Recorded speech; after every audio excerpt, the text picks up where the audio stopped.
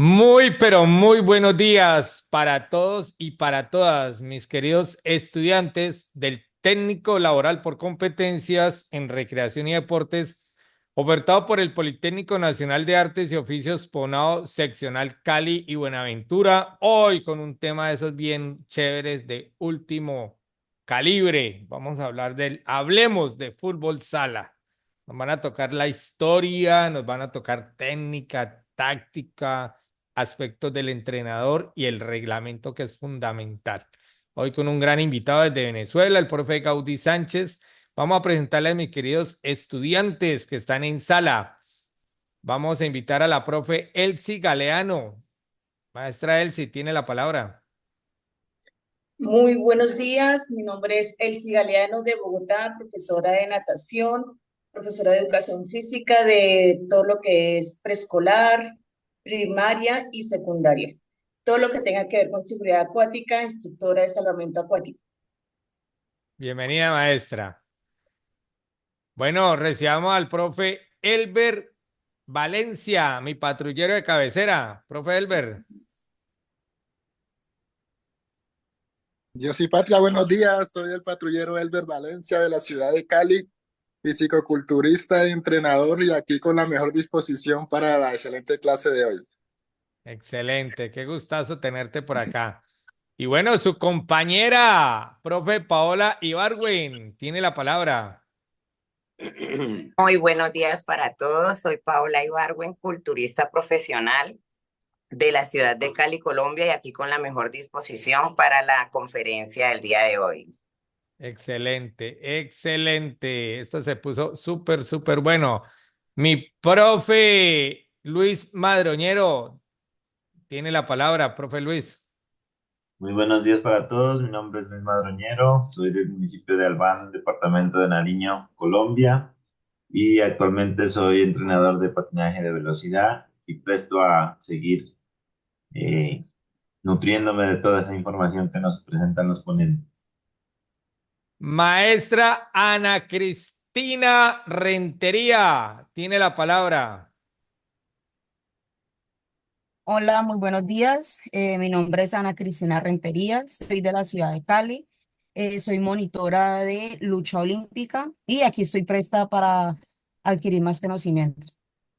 Bueno, yo no puedo dejar pasar a mi querido doctor José Morales. Doctor José, regálenos un saludito.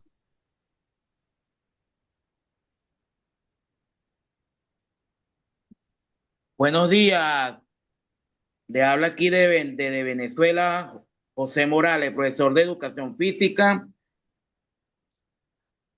Maestro, se le cerró el micrófono, por favor, lo abre. Buenos días, de aquí de Venezuela, soy profesor de educación física, trabajo con primaria y soy entrenador de ajedrez. Saludos a todos. Excelente, excelente. Qué gustazo tenerte aquí, mi querido maestro. Bueno, profe Alfonso Silva, regálenos un saludito, profe, de Ciénaga. Oiga, profe, muy buenos días. Alfonso Alberto Silva Navarro, profesional en deporte con una especialización en dirección técnica y formación deportiva. Un gran saludo para todos mis amistades y gracias a usted, profe, hemos tenido esta oportunidad de engrandecer nuestros conocimientos a través de estas magníficas charlas que usted, Dios le ha dado la posibilidad de encontrarnos y reencontrarnos también por el deporte que es vida. Y como decía el rey David, el deporte es la máxima expresión del ser humano. Gracias, profe. Bueno, vamos a hacerle una invitación al profe Amado José Aris Galircio, de Cereté, que es el duro del Tejo en Colombia. Profe Amado, un saludito. Profe Amado José Aris. Un saludo, por favor. Un poquito más duro que no se le escucha.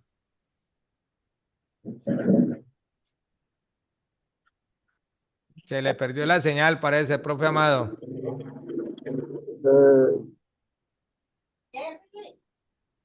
Profe Amado, un saludo. Muy buenos días para todos. Gracias por estar compartiendo con ustedes estos conocimientos que vamos a adquirir hoy. Primero, darle las gracias a Dios por tenernos con salud y vida para compartir hoy en el día de hoy. Agradecerle a todos a los participantes y más especialmente a usted, Hilde, por estar ayudando en estas conferencias tan importantes como para el día de hoy. Bueno, muy bien. Y bueno, para cerrar, mi profe Yuri Añasco del Perú. Un saludo, profe Yuri. Muy buenos días a todos nuestros colegas, profes de Latinoamérica, así que desde aquí, desde Perú, desde el altiplano, un saludo cordial y bueno, agradecer a toda la organización, a estos eventos tan importantes que nos fortalecen como docentes de educación física y también entrenadores. Así que un abrazo lindísimo a todos y cada uno de ustedes. Dios siempre me los bendiga. Muy buenos días, a disfrutar del día. Bueno, ahora vamos a presentar la hoja de vida de nuestro gran invitado de esta mañana. La verdad, para mí es un placer poder contar con el profe Gaudí. Por favor, me informa, profe Gaudí, si ya se ve mi pantalla ampliada. Ya se ve la pantalla. Sí, positivo. Positivo. Gaudí Sánchez desde Venezuela. Él es profesor de educación física, egresado de la Universidad Pedagógica Experimental Libertador, UPEL, Instituto Pedagógico de Caracas, promoción año 2000. Tiene un diplomado en Fundamentos de Gerencia aplicados al deporte del Politécnico Superior de Colombia del 2020. Tiene un diplomado de Fundamentos de Gerencia, Planificación y Evaluación Deportiva de la Universidad Latinoamericana y del Caribe. Participó en diferentes cursos, talleres, simposios, webinar, congresos de educación física, deporte, actividad física, recreación y de fútbol sala. Su experiencia profesional como jefe regional de deportes, actividad física y recreación del Centro de Formación UNES en el Junquito, desde el 1 de marzo del 2021 hasta la actualidad. También es entrenador y director técnico de la selección del Cuerpo de la Policía Nacional Bolivariana de Fútbol Sala desde el 1 de junio del 2019 hasta la actualidad. Igualmente, organizador y ponente de los cursos de capacitación de entrenadores de fútbol sala, tanto presencial como online, desde el año 2018 hasta la actualidad.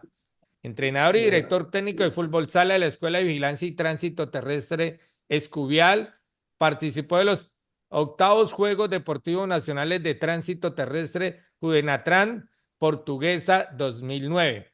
Igualmente, coordinador de deporte y entrenador de fútbol sala en el MPP para la energía eléctrica desde enero del 2008 hasta diciembre del 2010.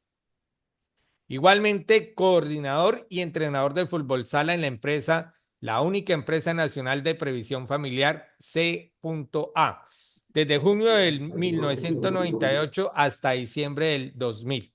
Entrenador de la selección sub-20 de fútbol sala del departamento capital clasificatorio Estado Falcon, desde enero hasta julio del 2003.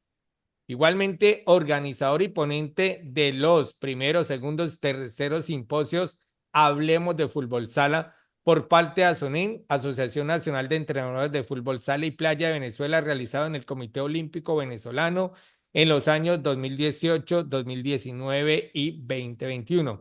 Finalmente, disertante en diplomado entrenador de fútbol campo de CEFODEN, Centro de Formación Deportiva del Estado de Miranda. De verdad, maestro Gaudí, muchísimas gracias por aceptar esta invitación del Ponao. Y bueno, el Ponao es su casa. Bienvenido, maestro. Arranqueme, usted me dice en qué momento comenzamos a compartir las diapositivas. Ok, muy buenos días para todos los participantes, estudiantes, colegas, maestros, profesores de educación física. Ante todo, reciban un cordial saludo y permítanme felicitarlos por estar interesados en adquirir nuevos conocimientos o actualizar los que ya tienen. Eso es importante para nutrir nuestro bagaje de conocimientos en el área profesional. Por mi parte, le doy un especial saludo y felicitaciones a usted por el trabajo que viene desempeñando. No es fácil capacitar, organizar, planificar y formar a diferentes grupos de especialistas. Nosotros vamos a hablar, hoy me toca el honor y el placer de hablar sobre Hablemos de Fútbol Sala. Puede colocar la hoja de índice, por favor, la lámina de índice. Listo, maestro.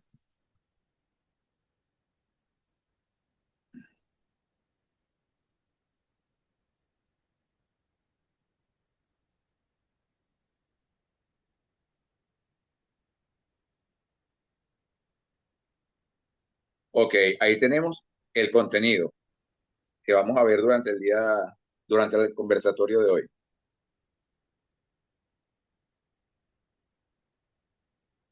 Primero vamos a hablar origen y evolución del fútbol sala en el mundo, en Venezuela. Posteriormente, fundamentos técnicos de la disciplina deportiva. Luego, fundamentos tácticos. Rol del entrenador y sus habilidades de comunicación social. Y por último, vamos a ver una parte un poco complicada que se trata del reglamento. Y digo complicada porque generalmente la falla que existe es que el reglamento es uno solo y los que fungen como árbitros, jueces, generalmente no lo interpretan de la manera correcta. Entonces no tiene que ajustarse o adecuarse al criterio del personal técnico que se encuentra dirigiendo esa competencia o ese juego. Bueno, maestro Gaudí, también tenemos ahí etapas de aprendizaje del fútbol sala. Exacto, las etapas de... Correcto. Ese es el 4.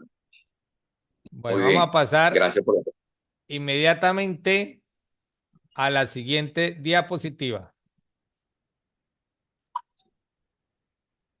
¿Quién es? No puedo atenderte ahorita. Gracias. Ok, ahí tenemos una lámina correspondiente a el origen y evolución del fútbol sala. El origen y evolución del fútbol sala data del año 1930. Hay dos versiones, una que su creador o su origen fue en Uruguay y otra que fue en Brasil. La de Uruguay, ¿en qué consiste? En 1924 se realizaron los Juegos Olímpicos de Fútbol en París, Colombo, quedando campeón Uruguay. En 1928 se llevaron a cabo nuevamente los Juegos Olímpicos en Ámsterdam, Holanda, quedando campeón Uruguay. Posteriormente, en 1930, como todos sabemos, se realizó el Mundial de Fútbol en Montevideo, Uruguay, quedando campeón Uruguay. Debido a estos resultados, todo el país se vio con euforia y querían practicar y entrenar fútbol campo. Pero obviamente el país no tenía la capacidad de tantos terrenos de juego para que pudieran participar o realizar esta actividad tanto recreativa como deportiva. Entonces el colega profesor Juan Carlos Seriani, profesor del IMCA, Asociación Cristiana de Jóvenes, estaba en un espacio cerrado, un gimnasio, tuvo la brillante idea de crear un deporte. ¿Cuál fue el deporte que creó? El fútbol sala. El fútbol sala en este caso es un híbrido por la mezcla de 4 disciplinas deportivas, como son el baloncesto, el waterpolo, el balonmano y el fútbol campo. Él utilizó en ese gimnasio el espacio pequeño, utilizó los bancos donde generalmente nos sentamos como metas, lo que conocían anteriormente como arquería o portería, utilizó una pelota pequeña y colocó a jugar 5 jóvenes de un equipo contra 5 jóvenes del otro equipo. ¿Cuál era la idea? Marcar gol metiendo el balón dentro de los bancos. Siguiente lámina. Ok. La evolución del fútbol sala en el mundo, ya saben que radicó en el año 1930 según la versión de Uruguay y en el año 1967 según la versión de Brasil. ¿Qué sucede? Si nosotros buscamos en internet el origen del fútbol sala y del fútbol de salón, todavía no está claro cuál es, porque ambas disciplinas deportivas tienen el mismo origen. Correcto, para que lo tengan en consideración. Aunque el fútbol sala depende de la FIFA y el fútbol de salón de FIFUSA, Federación Internacional de Fútbol de Salón. En los países europeos se, se adaptó el fútbol sala para las temporadas, empezó por las temporadas climáticas. Como estaban en invierno, era más incómodo o menos práctico la práctica de fútbol campo, tomaron en consideración este nuevo deporte de fútbol sala, que se realiza en gimnasios o espacios relativamente más pequeños por las dimensiones del terreno de juego. En 1997 llega a Venezuela el fútbol sala. ¿Cómo llega? Con una liga llamada Liga Especial de Fútbol 5, en la cual participaron originalmente los clubes de las colonias europeas, es decir, el Centro Portugués, la Hermandad Gallega, el Hogar Canario, el Luso Venezolano. Posteriormente se agregaron empresas como Condimentos Iberia, disculpen, Atlético Vargas y otros. ¿Cuál fue la modalidad o el problema que existió? Que cuando llegó aquí la Liga Especial de Fútbol 5, habían reglas de fútbol sala, pero el balón o el móvil o el cual se llevaron a cabo estos juegos era el balón de fútbol de salón. Los que conocen en mi casa, SWL 312. Posteriormente, si utilizamos el balón correcto. En la actualidad, hace aproximadamente como 4 años, aquí en Venezuela, tenemos la Liga Profesional de Fútbol Sala. Inició el torneo clausura el día de ayer, donde uno de los equipos que ha tenido mayores triunfos es Centauro de Caracas. Siguiente lámina. Ajá, ahí podemos darnos cuenta lo que es el terreno de juego. El terreno de juego tiene unas dimensiones de longitud largo de 40 metros, ancho 20 metros. Hay un punto que está frente a la meta y el límite con el área de meta que mide 6 metros. Esos 6 metros señala que es la distancia en la cual se va a proceder a cobrar los penales de tener originarse alguno. Posteriormente hay un punto paralelo a él, que es una distancia de 10 metros. Se conoce como el tiro de castigo o doble penal. 10 metros hasta la línea de meta. La meta, es decir, lo que conocíamos como arquería o portería, tiene unas dimensiones de 2 metros de alto por 3 metros de largo. Adelante. Siguiente lámina. Ok. Aquí está la versión brasileña. Dice que en el año 1997, el Luis Gonzaga participó en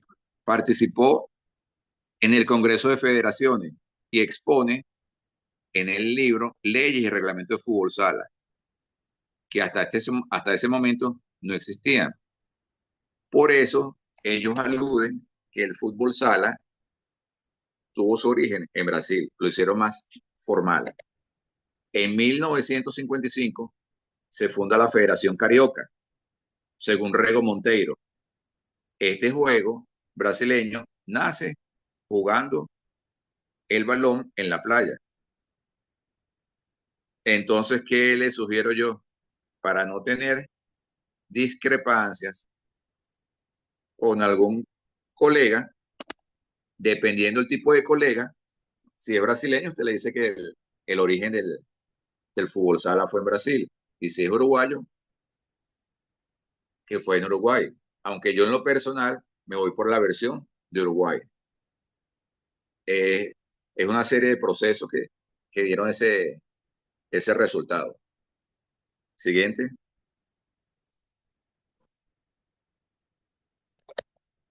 Aquí tenemos. Se puede concluir en esta parte que dado que el juego es una actividad universal, muchos con la pelota y las características que tiene. En 1974, en Madrid, se creó un club llamado Inca, que fue el que lanzó el fútbol sala, según información suministrada por el periodista Alcázar. En 1983, el fútbol sala fue instado por primera vez en España por el chileno Eduardo Tapia, conocedor del reglamento y sus problemáticas. Bien informado que en Sudamérica contaba ya con muchos adeptos, ya que el origen fue aquí en Sudamérica, en Uruguay o Brasil. Prosiga. Ok, origen en Venezuela. Como lo dije anteriormente, fue en 1993 con la Liga Especial de Fútbol 5. Cabe destacar que Venezuela fue campeón en 1997 en México, pero para ese entonces no era fútbol sala, sino fútbol de salón. El fútbol sala, como todos sabemos, es mucho más nuevo, reciente que el fútbol. Y aquí particularmente en nuestro país, más en fútbol sala, debido a que el año pasado fue un mundial de fútbol sala donde Venezuela logró clasificar y este año también clasificamos, logrando quedar entre los deportivas. Para no hacer tedioso o monotemático la conferencia, voy a formular una pregunta. El colega, el maestro Hilder, le va a dar la oportunidad, después que levanten la mano, a responder. Quiero que cualquiera de ustedes, por favor, me defina o me conceptualice qué es el fútbol sala. ¿Qué consideran ustedes que es el fútbol sala? ¿Cómo lo podrían definir? Si alguien quiere levantar la mano, lo puede hacer sin ningún problema, o si alguien quiere abrir su micrófono, puede aportar. Gracias. Aló, buenos días. Dale, profe Agustín. Pues yo no sé si este es el momento para yo poder aclarar esta situación. La verdad, yo entiendo, pues según lo que dice el profe, para mí, tengo entendido que antes se decía micro, se decía micro sobre todo, ¿no es cierto? Cuando aparece el fútbol sala, según lo medio que he tenido conocimiento, es que surge después de que la FIFA compra los derechos a lo que fue el fútbol de salón, o sea, lo que venía siendo micro, lo que se venía jugando antes. ¿Sí? Y la FIFA es la que hace, las modificaciones de campo de juego donde lo hacen aún más grande, donde el balón cambia, que se hace un poco más grande, y donde las acciones de juego como los cobros laterales pues se modifican a hacerse con el pie. ¿Sí? Entonces, para mí, realmente lo que es la historia de este deporte, con las diferentes variabilidades que hay en la historia, vamos a decir que el fútbol de salón surgió en el 1930 cuando hubo el auge de Uruguay, pero que fútbol salón viene y se modifica hace apenas unos años, unos 10, donde la FIFA es donde adquiere y entonces aparece la modificación de los diferentes cobros. Para mí, la diferencia entre fútbol sala y el fútbol de salón simplemente está en la forma como realizamos los cobros en el juego, los cobros laterales, las acciones del portero, ¿sí? Las posibilidades que tiene un portero en sala es diferente al que tiene en el de salón. Entonces, a mí me gustaría que no sé si este es el espacio para que yo pudiera aclarar mejor estas definiciones y estos términos. Yo soy licenciado en educación física, ¿sí? Pues realmente no es que haya profundizado mucho, pero sí lo manejo a nivel de la institución, porque pues promocionamos el deporte, las diferentes modalidades deportivas en la institución, pero sí sería bueno que a veces quedaran estos conceptos bien claros, porque para mí, desde ahorita, o sea, uno encuentra un libro, por más actualizado que sea, dice fútbol sala y hablan fútbol de salón. Y encuentra uno un reglamento que diga ese fútbol de salón y están hablando de fútbol sala. Entonces me parece que desde no sé desde dónde bien arriba está como la contradicción, para mí, en mi humilde parecer. Criterio, Le agradezco. criterio. Lo felicito por su aporte, colega. Ahora, ya que usted tiene ese cúmulo de conocimiento, ¿me puede definir qué es el fútbol sala? Que fue la pregunta original. No, pues el fútbol sala es un deporte de conjunto, ¿sí? Donde se enfrentan dos equipos a buscar el objetivo que es ganar el encuentro, que haga más goles. Muy bien, gracias. ¿Algún otro comentario, sugerencia, aporte de otro colega, especialista? Bueno, yo sí quiero hablar en este espacio.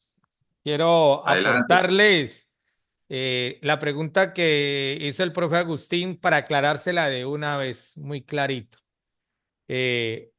Fútbol salón lo maneja AMF o FIFUSA, ¿ya? Correcto. Y tiene una diferencia enorme al fútbol sala, grande, que eso es lo que vamos a tener acá. Pues la verdad yo no quiero meterme con fútbol salón por X o Y motivo, aunque fui árbitro profesional de fútbol salón. Excelente. Se distingue por la siguiente manera. Primero, el peso del balón es un poco más pequeño y más pesado, y la técnica del jugador se diferencia bastante por las mismas características del balón. Y cuando uno quiere ver un partido, usted lo identifica por el árbitro. Si el árbitro tiene pantalón blanco largo, fútbol sala, fútbol salón. Usted ya viendo al árbitro, ya, está jugando fútbol salón. Si usted ve al árbitro con chores, negritos cortos, igual que fútbol 11, fútbol sala. Para entrar y definir todo eso rápidamente, maestro. Cuando FIFA recoge las reglas de AMF, porque tuvo un tiempo donde tenían la misma similitud, AMF demanda a FIFA, porque demanda, pero en un juego estratégico que tiene FIFA, porque FIFA es FIFA, hicieron un acomodo facilito. Las 17 reglas de fútbol son las 17 reglas de fútbol sala y pare de contar. Lo que hicieron ya fue internamente hacerle los ajustes y cambios.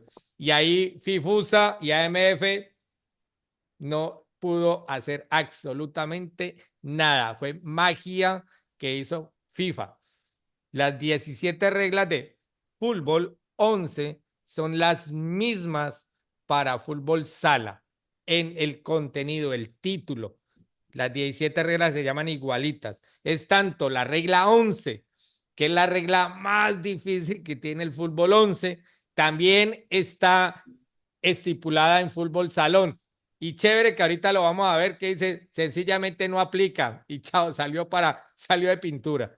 Entonces, hay que tener en cuenta que hubo una pelea muy fuerte de AMF, porque evidentemente AMF es primero. Eso no le podemos decir que no. 1930, cuando Seriani crea lo que crea, él creó Salón. Posteriormente a eso se le llamó microfútbol, se hicieron diferentes adaptaciones, se hicieron diferentes cosas.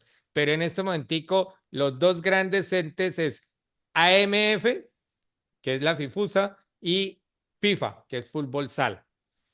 Yo me casé con fútbol sala por saber de que es un organismo que va a llegar muy, muy lejos. Yo no creo que Salón vaya a poder llegar a ser deporte olímpico y que vaya a participar en los Juegos Olímpicos. En cambio, fútbol sala sí está haciendo el caminito que posiblemente va a poder entrar a ser deporte olímpico. Esa es como la gran diferencia. El profe Gaudí puede continuar. Ok, de hecho, el reglamento de fútbol sala, fútbol campo y fútbol playa, su contenido son 17 reglas y el fútbol de salón son 15. Perfecto. Ok, entonces voy a dar otra definición de fútbol sala. Es un deporte colectivo o en conjunto en el cual participan 5 atletas contra 5 atletas, presentando dos características fundamentales, que es la colaboración y la oposición. ¿Cuál es el objetivo? Realizar, obtener la mayor cantidad de goles, para lo cual se tiene que tener una estrategia, sistema de juego y muchas características individuales y colectivas. Eso es para mí el fútbol sala. El fútbol sala, por ser modalidad de la disciplina de fútbol, la Federación Venezolana de Fútbol, aquí en Venezuela, es el ente que los rige. La FIFA tiene lo que es la Federación de Fútbol, y la Federación de Fútbol aquí en Venezuela se subdivide en comisiones. Está la subcomisión de fútbol campo, subcomisión de fútbol, evitar confusiones y malos entendidos. Siga la otra lámina, por favor.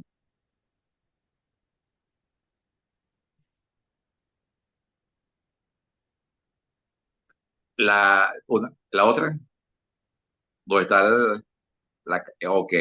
Aquí tenemos la cancha de fútbol sala.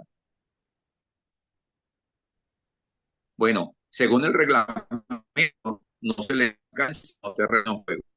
Cabe acotar. ¿Quién se encuentra frente a las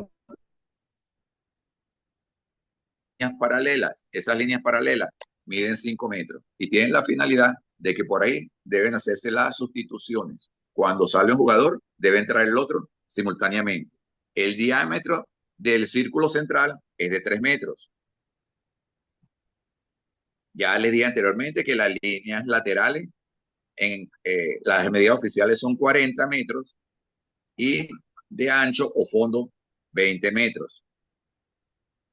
No sé cómo será allá en Colombia, en los diferentes países, pero generalmente aquí en Venezuela se usan canchas múltiples para jugar fútbol sala. Y el área de guardia es un semicírculo. Si observan detenidamente, el área de la meta no es un semicírculo. La línea que está frente a la meta es totalmente recta y los otros dos lados sí son curvos. En este terreno de juego tenemos una línea, bueno, un guión paralelo a las líneas de banda. Esa distancia es de 5 metros. Eso es para indicar que los jugadores, cuando van a hacer un saque lateral, el jugador del equipo contrario debe mantener y respetar esa distancia de 5 metros. Esa distancia es obligatoria. No debe decir el jugador que va a hacer el saque, distancia. ¿De acuerdo? Es obligatorio, eso lo establece el reglamento. Ahí tenemos el punto penal, que está a una distancia de 6 metros. Cuando ocurre alguna falta que amerita el cobro de una penalidad máxima, y posteriormente 4 metros de distancia del punto penal está los 10 metros que se conoce como tiro de castigo o doble penal. Esa es las características del terreno de juego de fútbol sala. Siguiente.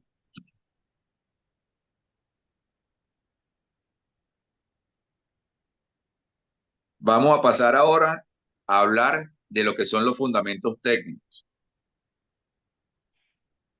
¿Cuáles serían los fundamentos técnicos de fútbol sala?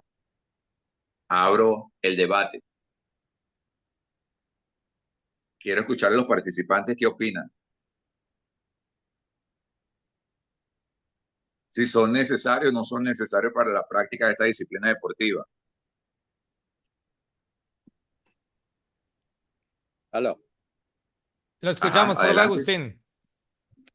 Bien, pues Para mí los dos fundamentos técnicos son las acciones determinadas en el juego, que tiene que ver con la conducción, la detención, el dominio de balón, el shoot, el cabeceo, las diferentes acciones que se ven inmersas en el momento del juego.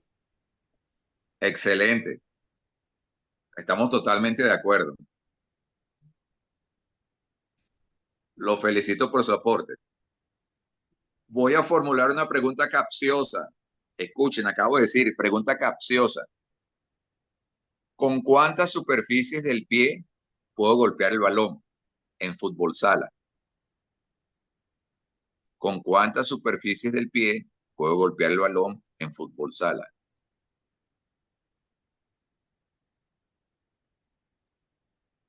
Sí. A Ajá, ver, yo dígame. en mi clase, pues yo le hablo a los chicos que podemos conducir y determinar el movimiento del balón con el empeine, con el borde externo, con el borde interno, con la planta del pie y con la punta del pie. Ok, muy bien. Son 6. Borde interno, borde externo, empeine, punta, planta de pie y talón. Claro, dependiendo de las situaciones de juego, utilizamos cada uno de esas superficies del pie para hacer contacto con el balón o esférico. ¿Están todos de acuerdo? ¿No Completamente están de de acuerdo, acuerdo? maestro. Completamente de acuerdo. Ok, muy bien. Si somos derechos, solo tenemos, o sea, utilizamos 6. Si somos ambidiestros, utilizamos 12. Esta pregunta la realizo yo a los estudiantes universitarios, de básica, de bachillerato y aquellos que tienen tiempo jugando fútbol sala o fútbol campo, y generalmente la respuesta que obtengo no es la correcta. Me hablan de 3, me hablan de 4. Teniendo tiempo en la práctica de esa disciplina deportiva en academias o clubes grandes. Pero estamos trabajando para que no sigan ocurriendo esos vacíos. Igualmente, si usted le pregunta a cualquier participante de fútbol sala o de fútbol campo, ¿cuántas reglas conforman el reglamento? Lo desconocen, pero seguro que sí saben pelear con los árbitros porque sancionaron algo que no están de acuerdo. Ok, pasemos a la lámina siguiente. Técnica deportiva. Aquí vamos a hablar de qué es la técnica. Partimos la idea básica de entender la técnica como uno de los parámetros o configuraciones de la estructura del fútbol sala. La técnica deportiva es un concepto nacido de la práctica de la actividad de juego. Nos vemos de valer de algo en el plano motor para llevar a cabo y conseguir el objetivo que sería táctico o estratégico. Aquí cité a Maslow, 1969, que entiende la técnica como el resultado de los procesos cognitivos y nerviosos de percepción y el pensamiento táctico, contando con las características físicas y el nivel de habilidad del ejecutor. Como se dan cuenta, no es tan sencillo como la gente piensa. La técnica deportiva para Matbel, 1985, se interpreta como el modelo ideal de acción de competición elaborado en base a la experiencia práctica o teórica en el deportista al realizar la competición, que se caracteriza por tal o cual grado de utilización eficaz por parte de este y de sus posibilidades para alcanzar el resultado deportivo. Tenemos 2 definiciones de lo que es la técnica deportiva. Lámina siguiente. Ok. Según Muti, 1988, menciona que en la ejecución de los fundamentos básicos del fútbol sala, tales como el pase, el shoot, la recepción del balón, el drible, entre otros, y en el caso del guardameta, consiste en la parada y el lanzamiento, entre otros elementos. La clasificación de la técnica solo se puede realizar dividiéndola de la siguiente forma: fundamentos de ataque y fundamentos de defensa. La más simple común es en función del número de jugadores, resultando la técnica individual, obviamente, si es una sola persona, y colectiva, si estamos hablando que son dos o más personas. La individual ya la definimos anteriormente según los autores que cité. Por tanto, definiremos la técnica colectiva como aquellas ejecuciones en las que colaboramos entre dos o más jugadores con el objetivo de realizar un fin común. San Pedro, 1986, propone, junto con Peiró, un nuevo agrupamiento, resaltando el factor colaboración, oposición, naciendo los fundamentos que le mencioné anteriormente: fundamentos de defensa y fundamentos de ataque. Pase la lámina. Ok. Aquí tenemos clases de técnica. La dividimos. Tenemos la individual, tenemos la colectiva. Prosiga. Recursos técnicos. Son aquellas acciones que el jugador tiene que realizar en casos extremos y cuando no puede llevar a cabo ninguna de las acciones técnicas mencionadas. Estos son despejes, desvíos, puntera o punterazo, tijera, espuela, tacón, túnel. Vamos a definir lo que es el control o recepción, que es un fundamento técnico. Acción de apoderarnos del balón, dominándolo para poder ser jugado posteriormente. ¿Cuáles tenemos? La parada, semiparada y el amortiguamiento. La parada es la acción técnica por la cual detenemos completamente el balón. Semiparada, acción que cambia la dirección del balón y disminuye su velocidad. Y el amortiguamiento, acción que mantiene la trayectoria del balón, pero disminuye la velocidad. Se realiza siempre en trayectoria descendente. Es decir, cuando veo un balón aéreo, yo hago un amortiguamiento con el cuádriceps, es decir, el muslo, o con el pecho. Recursos técnicos. Aquí tenemos golpeo, acción mediante el cual el jugador toma contacto con el balón con la finalidad de realizar un pase o un chute a la meta. Pase es la acción mediante el cual el balón se le hace llegar a un compañero del mismo equipo para realizar un trabajo colectivo con la idea de obtener el gol. La conducción no es más que la acción técnica mediante el cual los jugadores desplazan el balón de un lugar a otro.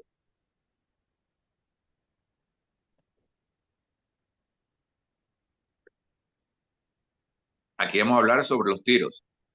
¿Cómo se clasifica? ¿Qué es un tiro o un chute? Es la acción técnica mediante el cual el jugador pone en juego el balón, ejecutando un envío del balón a la meta. ¿Cómo se clasifica? Tenemos, según la superficie de contacto, según la trayectoria y por la ejecución del mismo.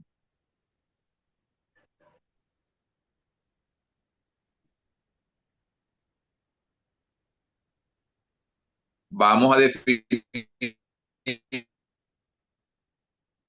el balón a la vez que salvamos la posición directa de uno o más contrarios, dispuestos a interceptar el avance.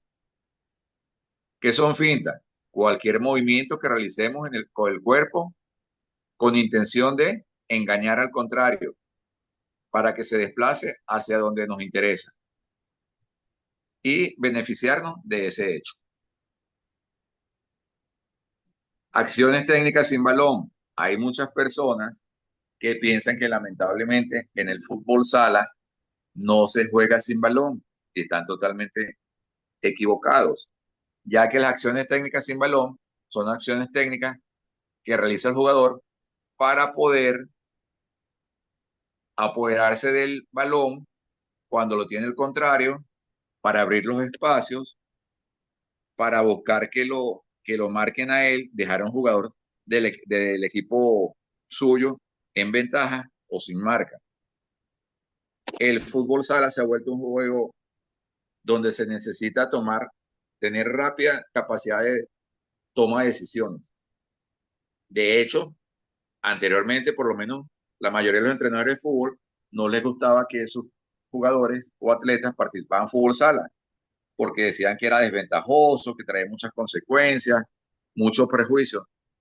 Pero después de muchos años se dieron cuenta que es todo lo contrario, porque el fútbol sala es una base para jugar fútbol campo. De hecho, aquellos que somos entrenadores de fútbol campo, cuando trabajamos en el terreno de juego, utilizamos espacios reducidos. ¿Qué es un espacio reducido? Un terreno de fútbol sala. Siguiente lámina.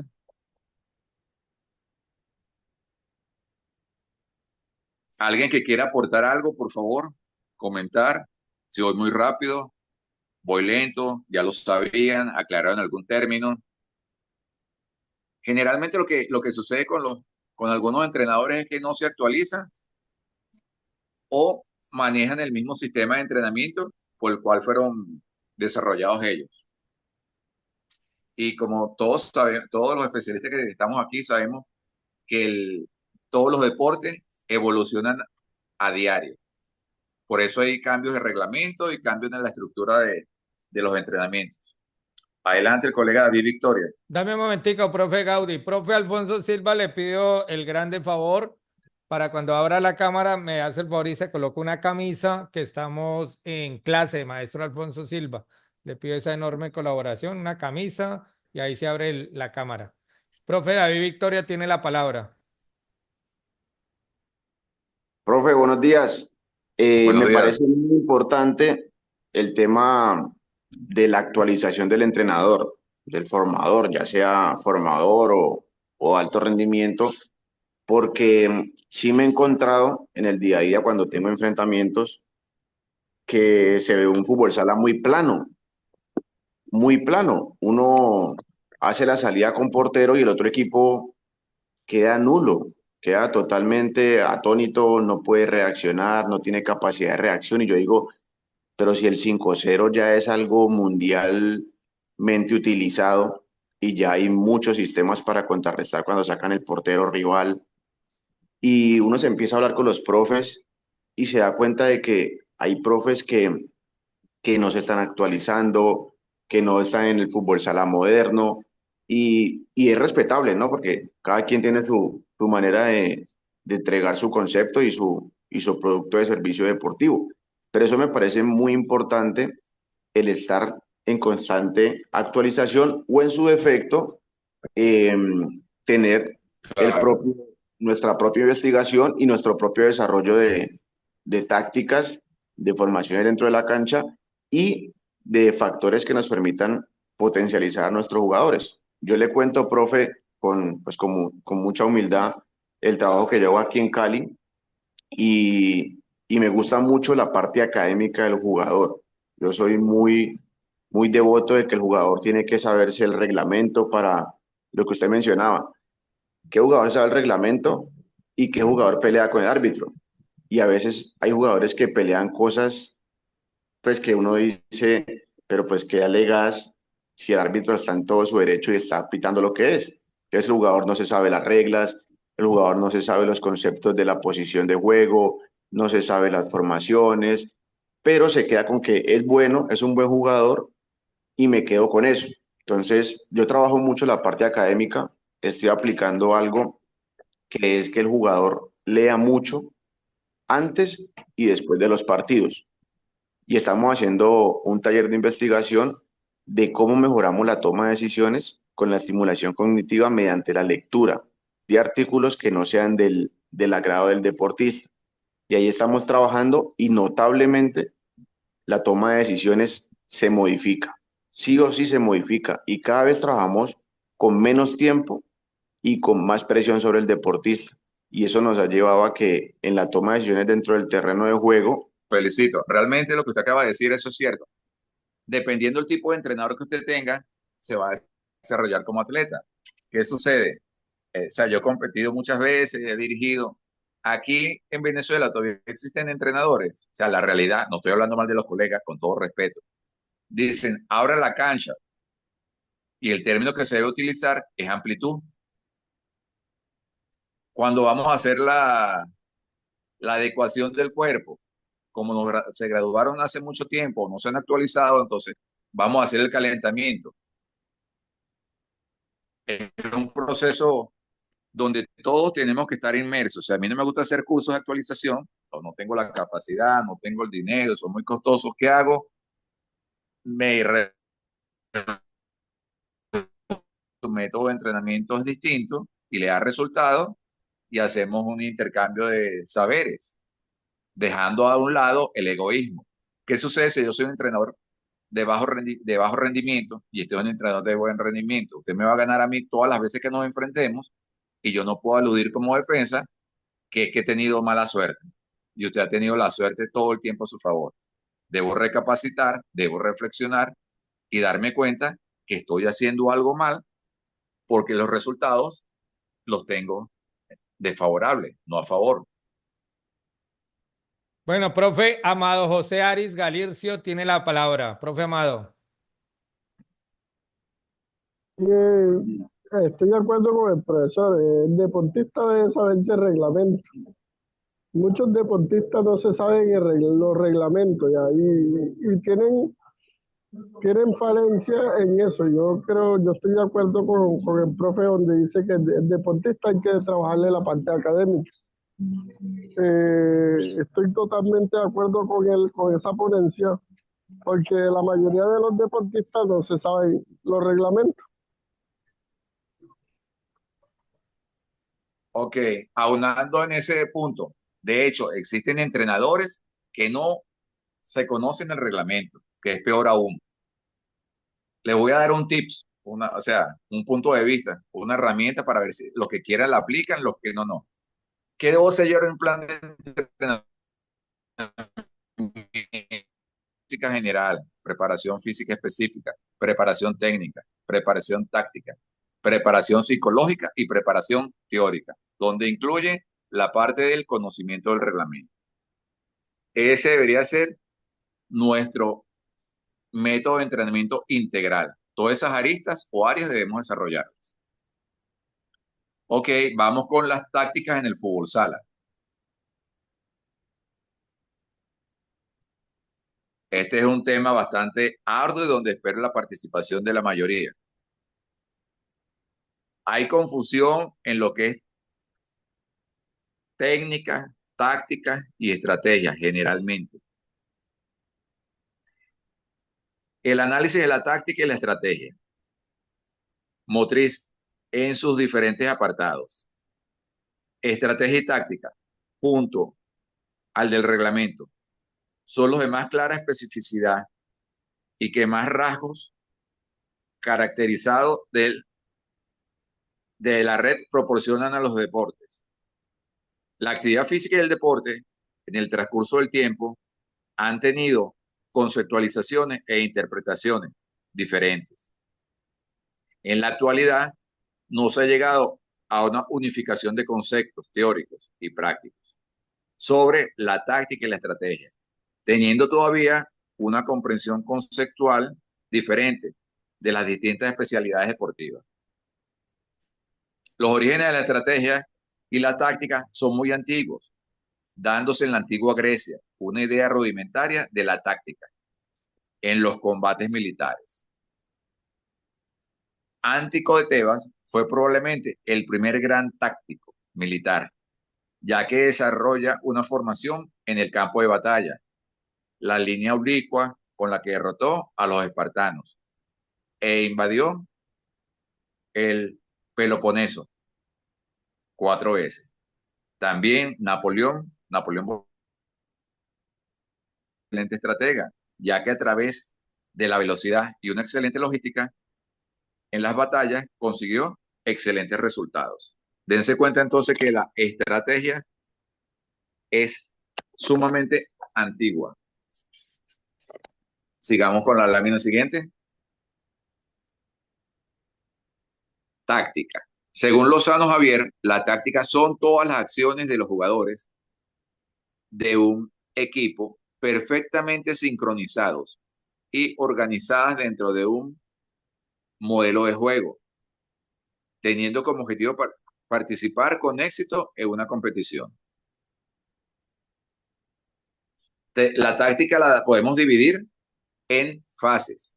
Fase 1, analizar las necesidades que hay que resolver.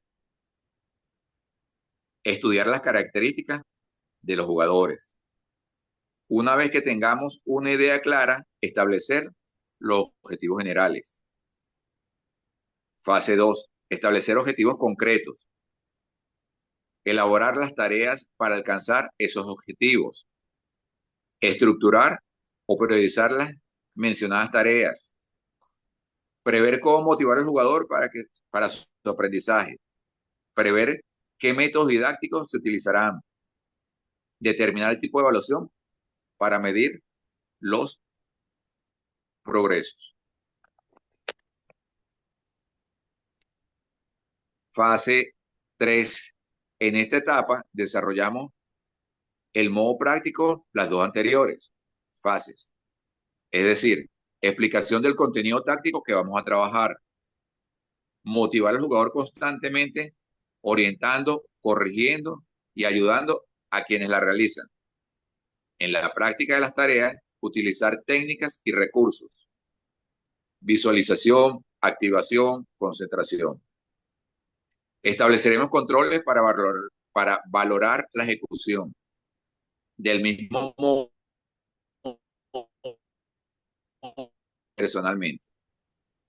Vamos a concluir con los dos conceptos de la siguiente forma. ¿Qué es la táctica? Es la disposición y empleo de los jugadores sobre el terreno de juego. ¿Y qué es la estrategia? Es la planificación y dirección de la táctica. Cuando hablamos de táctica debemos mencionar los siguientes aspectos. 1, principio de juego. 2, especialización de los jugadores. 3, sistema de juego.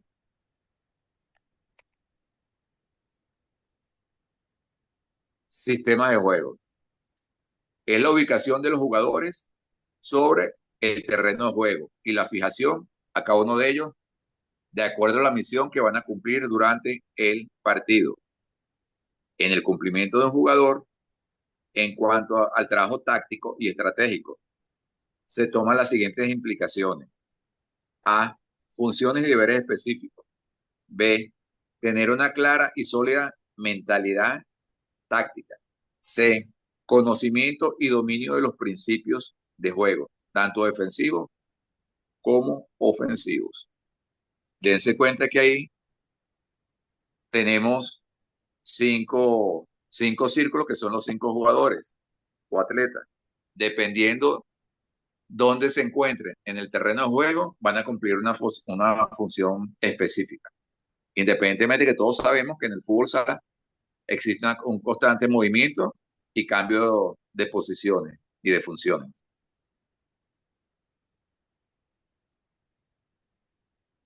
Fundamentos tácticos defensivos. Repliegue. ¿Qué es un repliegue? Es la acción mediante la cual los jugadores de nuestro equipo retroceden a posicionarnos de la manera correcta porque hemos perdido el balón. ¿Qué tenemos que tener en cuenta? Los repliegues se hacen a gran velocidad.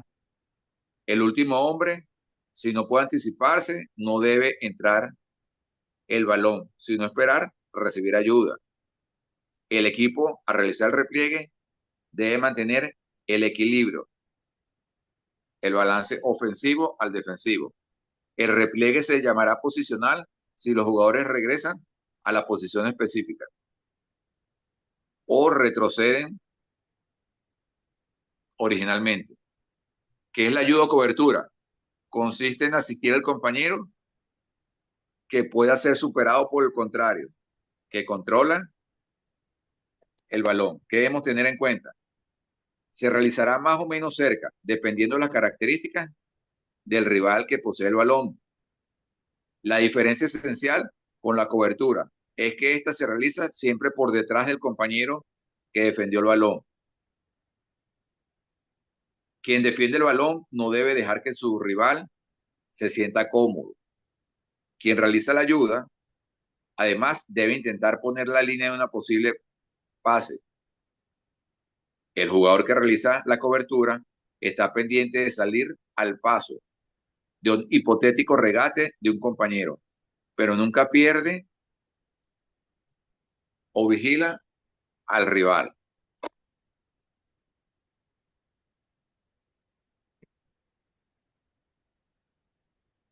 Dos contra uno se realiza generalmente en las siguientes situaciones: que el rival que recibe el balón nos da la espalda, que el rival realice un mal control del balón, que el rival realice un pase a un compañero muy próximo, estando los dos marcados estrechamente. ¿Qué debemos tomar en cuenta? Debe ser un movimiento muy rápido y agresivo. Los dos defensores ejecutores deben sincronizar los movimientos. En caso de fallar la acción de replegarse, aunque no es una regla, preferiblemente se realiza en las bandas. Intentar realizarlo sobre el rival menos técnico. ¿Qué son las temporizaciones? Consiste en la acción de ralentizar y obstruir el ataque rival. Normalmente,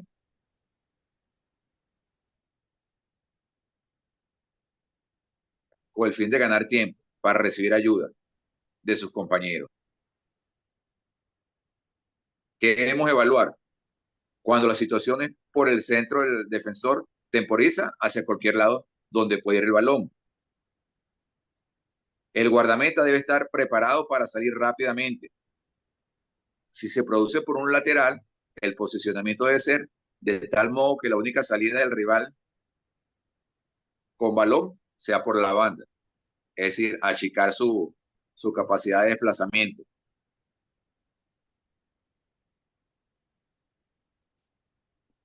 Fundamentos tácticos, ofensivos. Es difícil recoger todos los movimientos, dificultades defensivas, se pueden crear nuevas soluciones ofensivas. Sistema de juego ofensivo. Actualmente en el fútbol sala no suele utilizarse un solo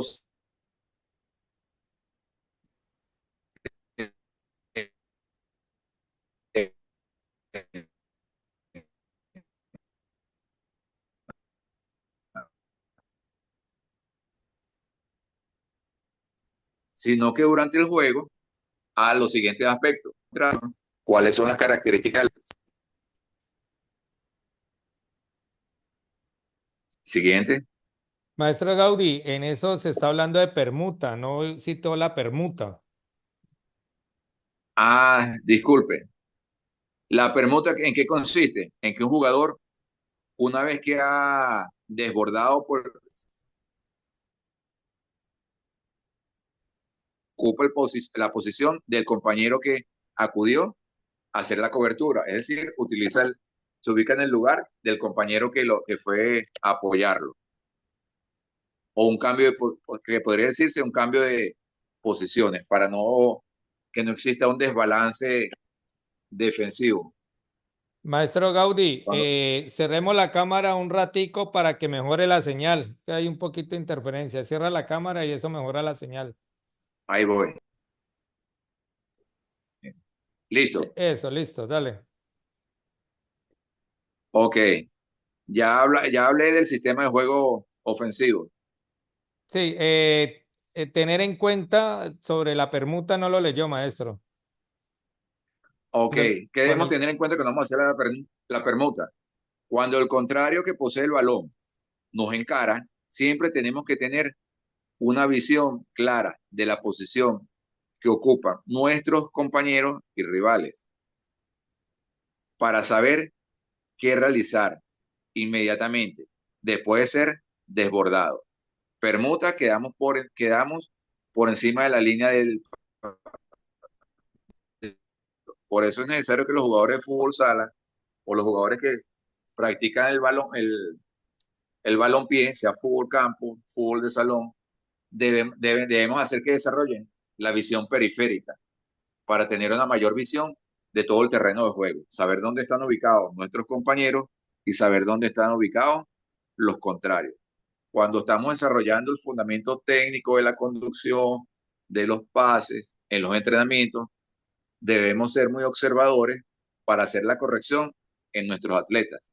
Porque si se dan cuenta, la mayoría de los niños, lo usual, como están manejando la parte oculopodal, tienden a ver el balón. Si ven el balón, no van a ver todo lo que tienen a su alrededor. Tienden a bajar la cabeza.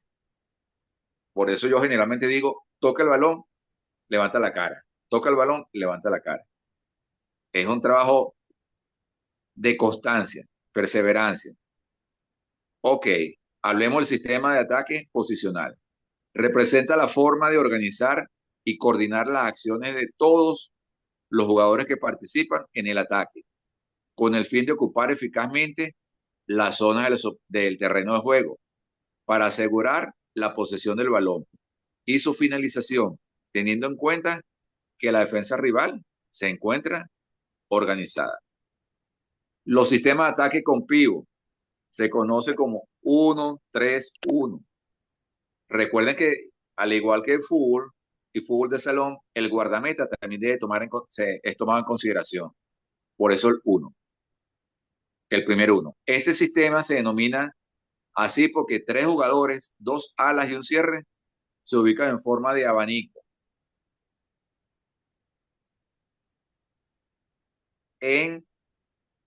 a una distancia prudente de la meta, dependiendo de la situación de sus defensores, y el pívot está situado en las proximidades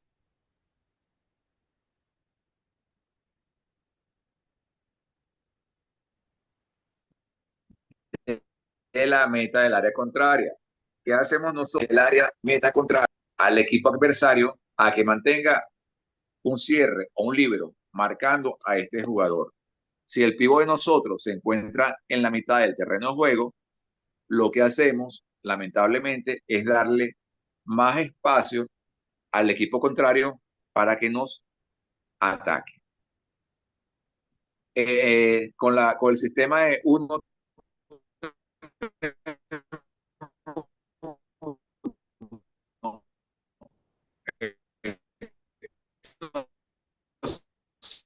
segura que el reparto equilibrado como defensor, un tercio del mente sean defensas, hombre a hombre o por zona.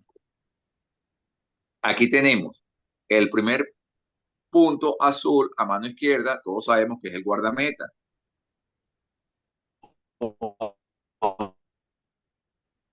Luego tenemos un ala o lateral izquierdo, que generalmente debería de ser zurdo, un ala o lateral derecho y un pívot.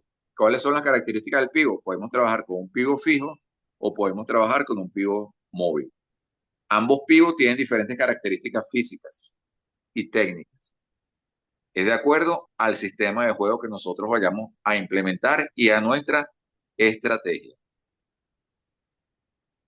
Siguiente. Ok, aquí vamos a hablar 1-3-1 con pívot fijo. No existen rotaciones, solo movimiento entre los jugadores desde la línea en la elaboración buscando el pase al pívot. 1. Cuando tenemos un pívot muy bueno que nunca diferencia y él recibe el balón, crea constantemente peligro. ¿Qué es lo que hace generalmente este pívot? Recibe de espalda a la meta, pisa, gira y pega. Esa es la función básica cuando tenemos un pívot fijo. Por lo general, debe tener peso, debe tener una buena estatura y debe trabajar ambos perfiles. Ante defensas que no tapan los pases al pívot y podemos meter balones con facilidad. O al tener un marcador favorable y no pasar riesgos defensivos innecesarios. En el fútbol sala, cada balón que entra al pívot supone un 1 contra 1. Como mínimo, sin cobertura ni ayuda defensiva. Tácticamente podemos plantear 2 situaciones. Pívot báscula el pívot bascula al lado del balón, buscándolo, sus pases y recepciones. El pívot bascula al lado contrario del balón, creando un espacio libre, arrastrando con él al cierre o líbero, no existiendo coberturas. Ahora hablemos del sistema 1-3-1 con pívot móvil.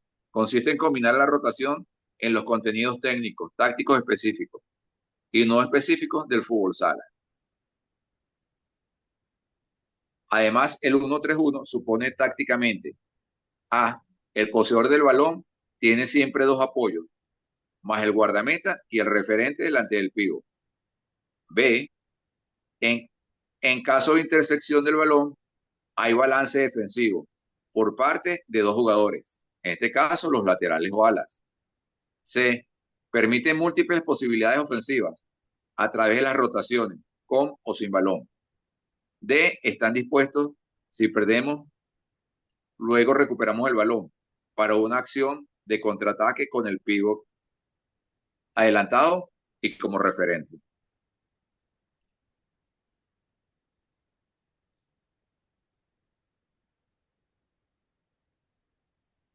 Sistema de ataque 1-2-2. Este también es conocido como sistema de caja o cuadrado. Está compuesto por dos jugadores retrasados, defensores, derecho e izquierdo, y dos jugadores avanzados, atacante, derecho e izquierdo. La colocación de sus jugadores nos la describe su nombre, 2-2, o sea, están en paralelo, en línea. Se necesita un guardameta con un buen saque y dos jugadores con gran movilidad que creen y ocupen los espacios libres que serán los jugadores más avanzados. Los defensores alternarán sus posiciones cuando el equipo está atacando para apoyar al ataque. Los atacantes dejarán sus posiciones ayudando a la defensa. Aquí estamos haciendo un trabajo colectivo. Atacamos todos. Defendemos todos. De manera de no dejar espacio para que el equipo contrario pueda realizar una finalización, una profundidad y finalización obteniendo el gol. Ahí tenemos, ok. Puede pasar la lámina.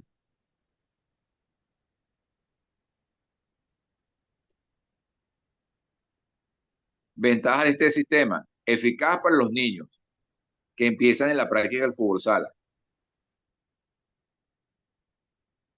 Pues facilita las rotaciones de todos los jugadores por todos los puestos. Es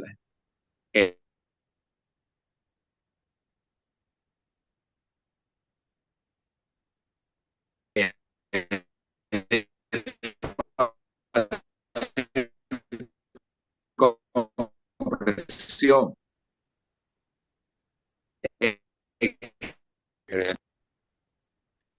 Se da mayor iniciativa al contrario, muy vulnerable cuando se plantea en zonas adelantadas. Utilizándolo en nuestra área, se debe tapar el tiro de media distancia. ¿Cómo atacar este sistema? 1. Cuando los contrarios lo realizan lejos de su área, con movimientos rápidos de balón, intentando desplazar un ala a la primera línea defensiva, llevando rápidamente el balón al otro lado, colocando a los jugadores muy abiertos, es decir, pegado a las bandas. 2. Si lo utiliza cerca de su área, situando al jugador más adelantado muy arriba, al recibir el balón, hará una pared con los compañeros que suben o jugará individualmente, ejecutando tiros a media distancia. ¿Cuándo utilizar este sistema? En las edades de juego tempranas, en los equipos de señores de bajo nivel de juego, contra defensores cerrados y en salidas de presión.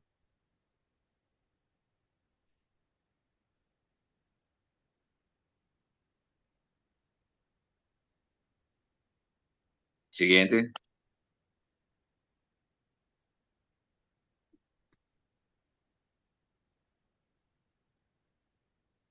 En la alta competencia no es normal que un equipo adopte como patrón el juego de ataque 1-2-2, pero sí puede ser utilizado como recurso en algunos momentos del partido y sobre todo cuando el resultado es adverso y debemos buscar soluciones.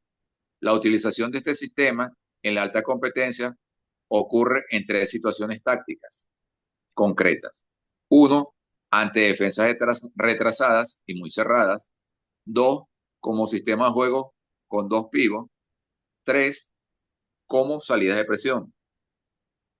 Sistema de ataque 1-1-2-1, mayormente conocido como rombo o diamante. Es igual que el sistema 1-3-1, pero con las alas más adelantadas, trabajando en continuas fintas para ganar terreno y progresar en el juego. Tácticamente supone asumir más riesgo en caso de intersectaciones defensivas. Es el sistema más utilizado hoy en día. Está formado por los siguientes jugadores: el guardameta, el cierre o líbero, el jugador más retrasado, a la derecha, a la izquierda, dos jugadores que están en el centro de la cancha, uno a cada lado. Y el pívot, ya como todos sabemos, el jugador más adelantado en el terreno de juego. Y ahí tenemos la gráfica.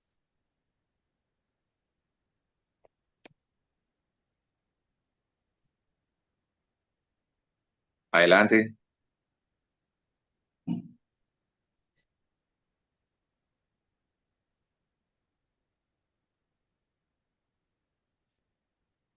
En ataque, al jugar al ataque, todos los jugadores adelantan sus posiciones, de manera que estudiaremos la posición ofensiva ocupada por cada jugador por separado. El guardameta, aun siendo un defensor por excelencia, se convierte en primer atacante al pasar el balón al jugador que mejor posición posea para realizar el ataque. El cierre o líbero es el segundo atacante, el jugador que intenta mover el equipo. Su ataque consiste en guiar al equipo hacia ese ataque de una forma más ordenada que el guardameta. Las alas o laterales dentro de este sistema, las alas son básicamente como responsables de construir el juego, el espacio del terreno de juego donde actúan es muy amplio y el constante cambio de posición les obliga a tener una buena preparación física. Se encargarán de crear y ocupar espacios vacíos. El pívot, por su situación en el terreno de juego, es un jugador que sufre una gran marcación de los adversarios. Su área de acción en ataque es siempre el terreno contrario, campo contrario. En defensa, cuando el equipo se encuentra en una situación de defensa, todos los jugadores retrasan su posición. Analizaremos cada jugador por separado. El pívot es el primer defensor. Se mueve dependiendo de la ubicación del balón.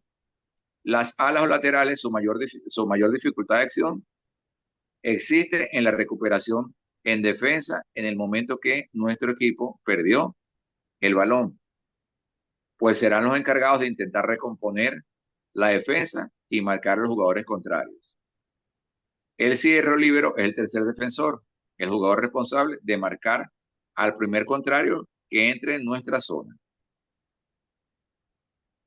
Por último, el guardameta, el último defensor, el jugador que colocará a sus compañeros en cada momento al encontrarse en una posición que le permita ver en todo momento la colocación de los adversarios.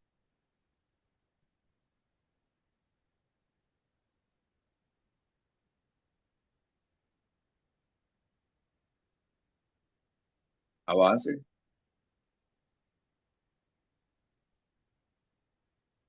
Ventajas. Los movimientos son más fáciles de realizar. Cuando robamos el balón, cada jugador se encuentra en su posición. No se da tanta iniciativa al rival.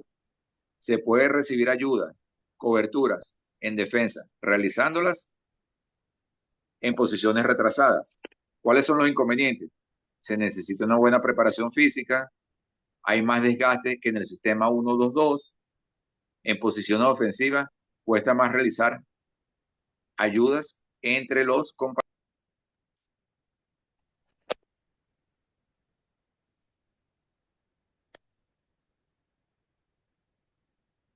Siguiente.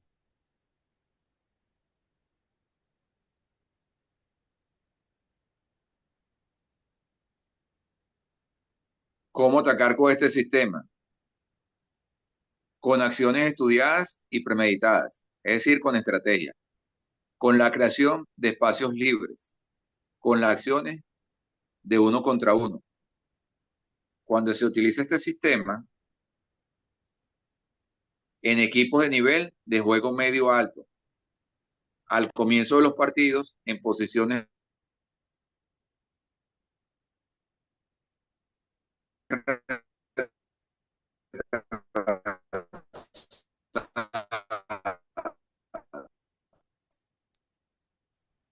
es interesante de ellos.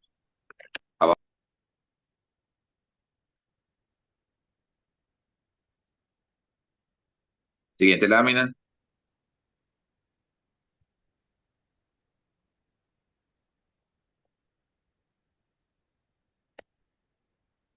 Ok, ahí acabamos de ver diferentes sistemas de juego, cuáles son las ventajas, cuáles son las desventajas.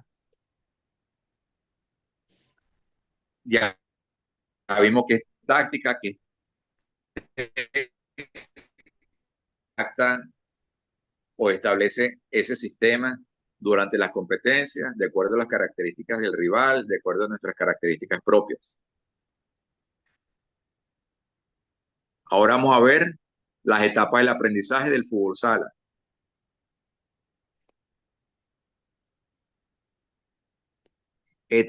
Tenemos que estar claros que existen diferentes etapas. Etapa formativa o recreativa, de 8 a 9 años. ¿Cuáles son los objetivos? Básicamente lúdico. Coordinación dinámica general, desarrollo de habilidades y destrezas básicas, tales como correr, saltar, trepar, lanzar, agarrar, entre otras. ¿Qué debemos hacer en nuestro programa? Juegos genéricos, individuales y en grupo, con o sin contrario. La etapa 2, etapa de iniciación. Esta abarca a los niños de 10 a 12 años. ¿Cuáles son los objetivos? Conocimiento y comprensión del minifútbol sala, aprendizaje de la técnica, juego libre, incentivando la creatividad o iniciativa. La duración de la clase va a ser de 1 hora, máximo hora y cuarto. Vamos a la etapa 3, la etapa del aprendizaje, de 13 a 15 años. ¿Cuáles son los objetivos? Interpretación y comprensión del fútbol sala. Aprendizaje de la técnica como proceso y producto. Táctica individual y grupal del ataque. Defensa al jugador con y sin balón. Juego colectivo de ataque y defensa. Esquema de juego simple y semiplaneados. Tratamiento del puesto específico del guardameta. La duración de la clase es de 1 hora y media. La etapa 4, perfeccionamiento, de 16 a 17 años. Nuestros objetivos, ¿cuáles son? Dominio del fútbol sala, diferentes sistemas de juego en ataque, su defensa con sus variantes, estrategias preparadas y decisiones en función de la defensa, selección de los tiros a la meta, tiempo de posesión del balón. La duración de la clase es de 1 hora y media.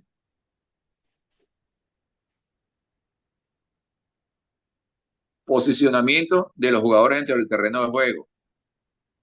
Ya lo hemos dicho, que son 5 jugadores: el guardameta, el cierre o líbero, los aleros o laterales que se encuentran ubicados a las bandas del terreno de juego, el pívot o punta y el guardameta jugador.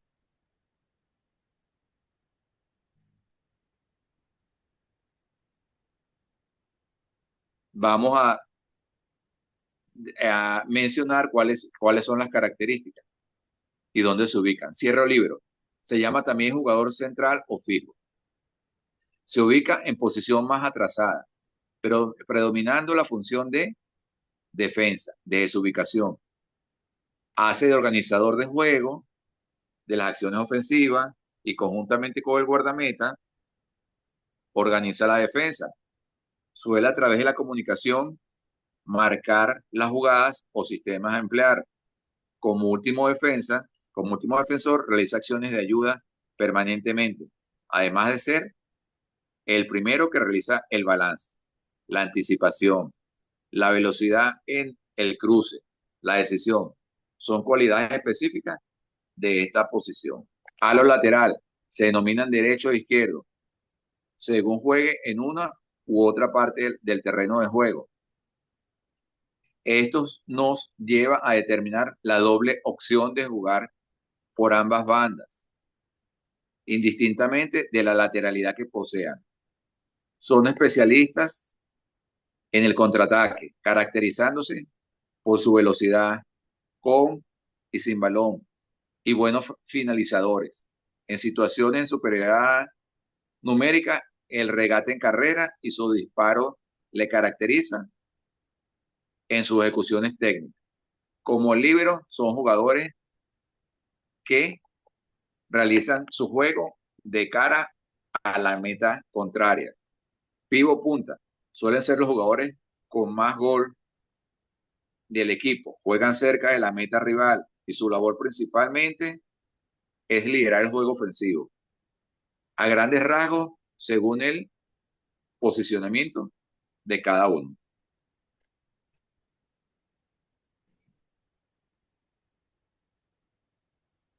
Si alguien quiere hacer una acotación, intervenir,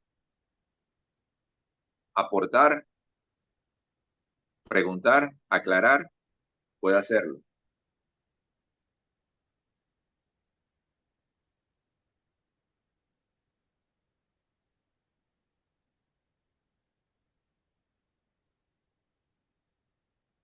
Profe David David tiene la Victoria. palabra. Profe, yo quería tocar un tema muy importante y Dígame. es dentro de los conceptos que mencionaba de la técnica, táctica y la estrategia, yo implemento mucho una planificación equilibrada. ¿Por qué? Yo puedo tener jugadores totalmente técnicos, pero si no elaboro una buena táctica, una buena estrategia, no me van a servir de nada. Correcto. Si tengo una buena táctica y tengo jugadores que técnicamente no están bien dotados, bien trabajados, por ende la estrategia no me va a servir. Y si tengo una muy buena estrategia, pero tácticamente los jugadores no están capacitados, tampoco va a tener buenos resultados. Entonces, me gusta mucho trabajar un 50-50, que es la planificación de un partido y un torneo, y el 50% es el trabajo mío de interpretación en campo.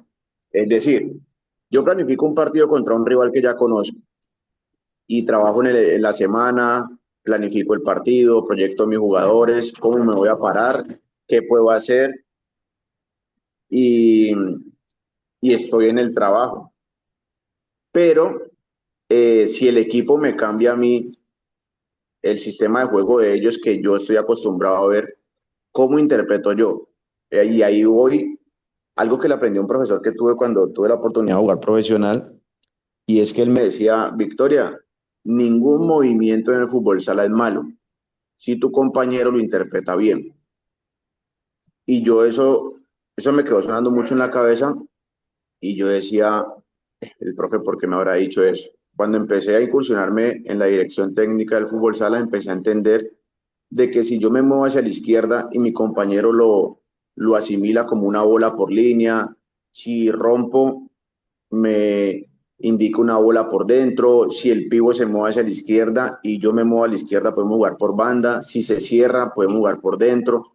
Entonces, creo que hay que tener un equilibrio importante y una interpretación en el terreno de juego sumamente importante. Eso me parece demasiado importante y lo aplico. Y es un sistema 50-50. Lo planifico con los jugadores antes del partido, pero tengo que tener una reacción, una interpretación de juego totalmente rápida. Así como yo le exijo a mis jugadores la toma de decisiones, el movimiento rápido, la interacción con el balón en 2-3 segundos. Antes de recibir, ya tienen que saber dónde va a estar el compañero y dónde va a estar el balón. Yo también tengo que demostrar esa rapidez mental a la hora de decir, vamos con un pivot no tan técnico, pero muy fuerte para que el equipo rival no me salga. O vamos con un pivot rápido para hacer que el equipo salga, rompemos por dentro, por fuera y contrarrestamos la velocidad del equipo rival. Y ya uno como cabeza de grupo tiene que tener ese carácter y ese sentir cognitivo que hemos visto en las clases anteriores, que es espectacular, y es de que el jugador tenga mucha disposición a la hora de recepcionar los comandos y las directrices que uno le dé, profe. Sí, estamos de acuerdo. Recuerden que como es un deporte coordinado y sincrónico, es necesario que todos los atletas, los jugadores que están dentro del terreno de juego, sepan cuál es su función y qué deben hacer en un momento determinado. Y que mantengan, obviamente, un equilibrio. ¿Qué queremos nosotros? O sea, ¿cuál es el jugador ideal? Que tenga buena técnica, que tenga buena táctica, que tenga una preparación física excelente y que sea eficiente y eficaz en la toma de decisiones. Claro, estamos hablando de un salista ideal. La realidad es que tenemos que nosotros forzar, desarrollar y no siempre tenemos un atleta de 100% en todos estos aspectos. Pero sí, esa es la idea. Y nosotros, por ser los directores técnicos y contamos con entrenadores y asistentes, somos los primeros que tenemos que descifrar cuál es el sistema de juego del equipo contrario, cómo lo vamos a contrarrestar y cómo vamos a obtener el triunfo, que es lo que todos queremos, pues, lo que todos buscamos. De hecho, si no funcionamos dando triunfo, ¿saben qué nos sucede, verdad? Los gerentes, los directores de los clubes nos dicen que agarremos nuestra maleta, que cesó el contrato. Es más fácil cambiar al entrenador que buscar jugadores nuevos, aparentemente. Muy buena su intervención, colega. Agradecido. Ajá, ahora vamos a otra parte, el entrenador. Esta es una parte tan o más importante que las anteriores. ¿Qué es el entrenador? Es el preparador específico de algunos aspectos a los que solo él puede acceder con sus decisiones. En la mayoría de los países todavía existe confusión en las funciones del cuerpo técnico. ¿Qué quiero decir?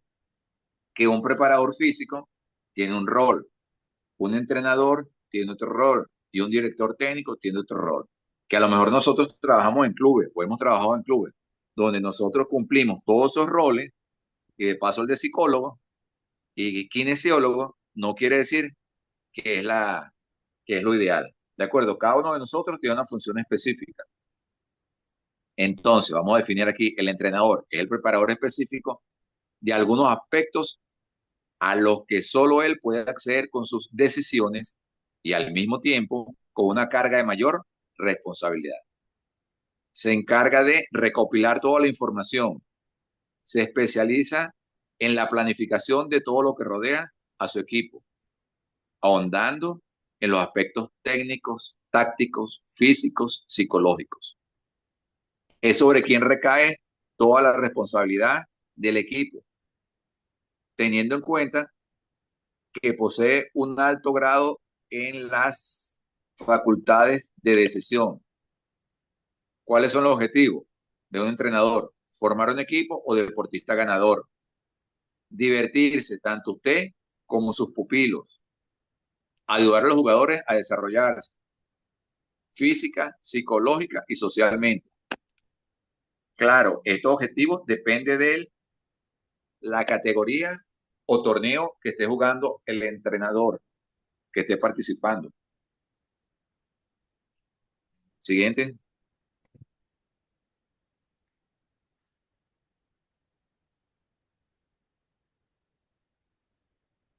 ¿Cuántos estilos de entrenador hay? Aquí me tomé el placer de solo mencionar 3: el de mando, el permisivo y el de cooperación. De acuerdo a las características que tengamos, cada uno de nosotros nos podemos identificar con esos tipos. ¿Cuál es el de mando? Es aquel en el cual es tipo militar, tipo dictador, tipo caudillo. Yo doy las instrucciones, damos los lineamientos y los atletas solo se limitan a realizarlos. No le damos poder de decisión. Simplemente usted hace lo que yo le digo, yo soy el entrenador, usted es el atleta. Correcto. El permisivo es el tipo de entrenador totalmente distinto a este. ¿Por qué? Porque nosotros llevamos una planificación elaborada para trabajar, por ejemplo, la cobertura o las permutas, y entonces llegan los atletas y dicen, concha, profesor, mire, ¿qué le parece si nosotros vamos a hacer puros juegos recreativos y cobro de penalidades máximas? Y entonces nosotros, como somos ese tipo de entrenador, accedemos a que el entrenamiento sea lo que propusieron los atletas. El estilo permisivo.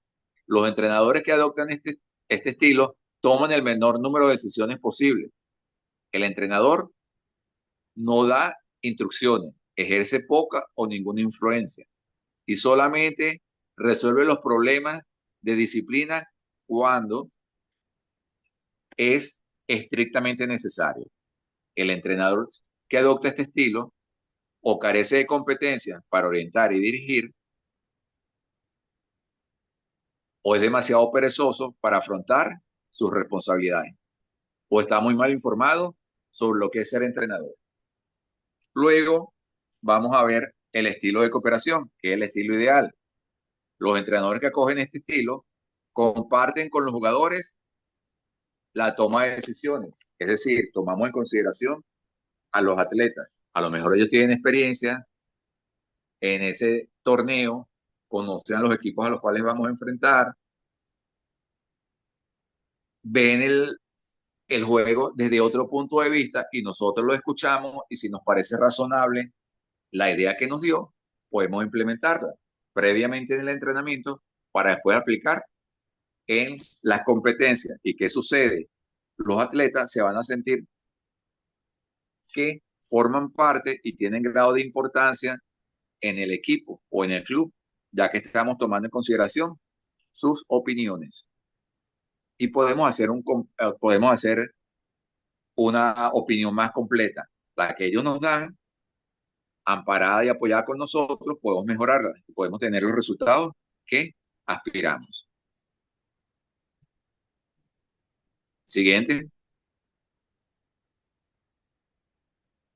Ok, ¿cuáles son las características de un entrenador de base? Condición esencial, debe tener vocación, debe orientar, guiar, aconsejar, armonizar. Generalmente es un amigo y un segundo padre. Debe tener respeto, credibilidad.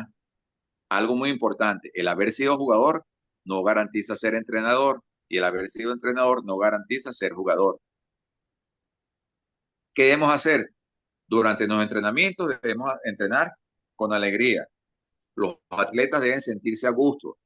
No debe ser un castigo como una clase formal, sino algo jovial, alegre, para tenerlos motivados. Siguiente.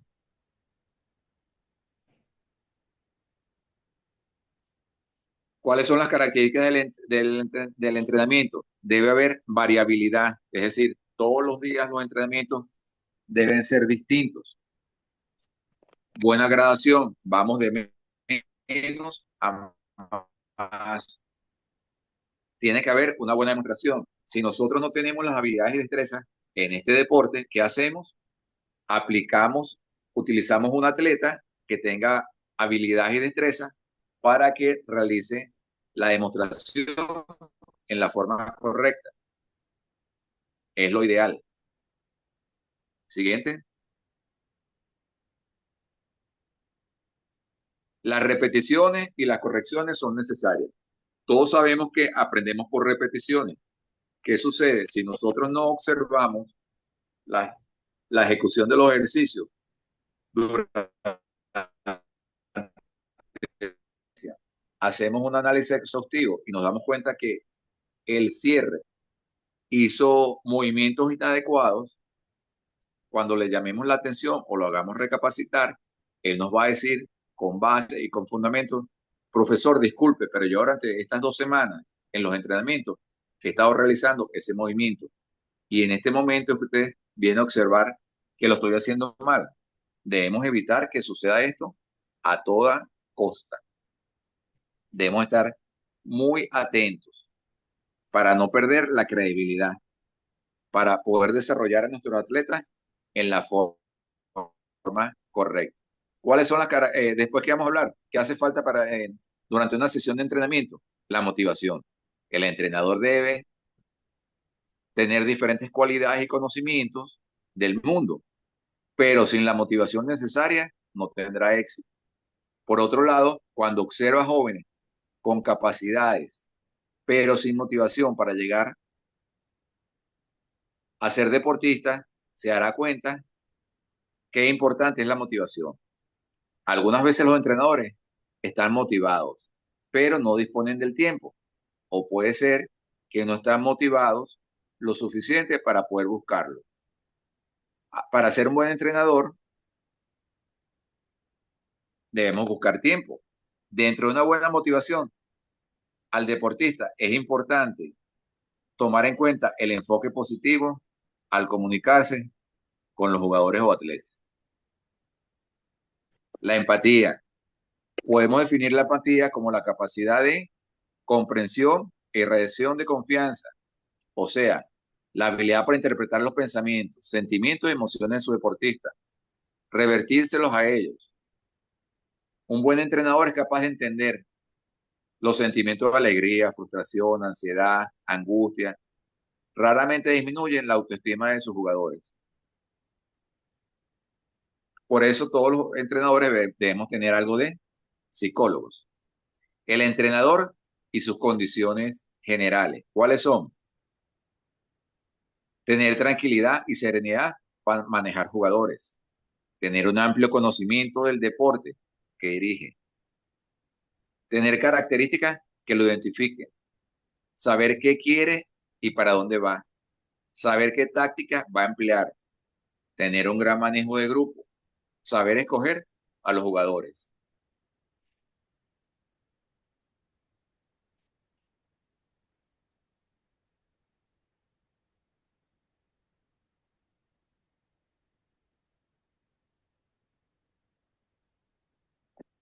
¿Aló?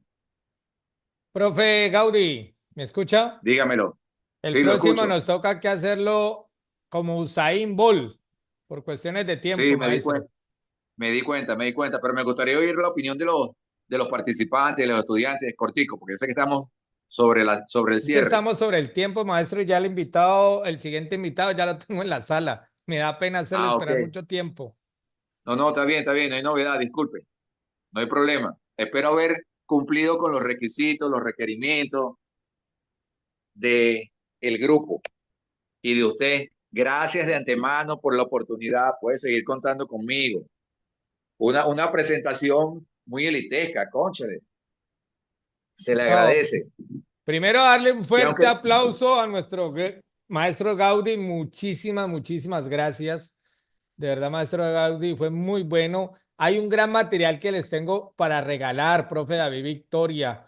Esta presentación se les va a dar, pero solamente a los estudiantes, que quede claro, solamente para los estudiantes del PONAO. Y hay 3 libros adicionales. Van a tener el libro adicional de FIFA, de la preparación, un libro que hizo España fabuloso, es un libro espectacular, está en una acción y todo el cuento. Me gustaría presentarles rápidamente los 3 textos que les voy a compartir a mis queridos estudiantes. La verdad son textos fenomenales. Uno sobre el manual de entrenamiento de la FIFA, muy, muy, muy bueno.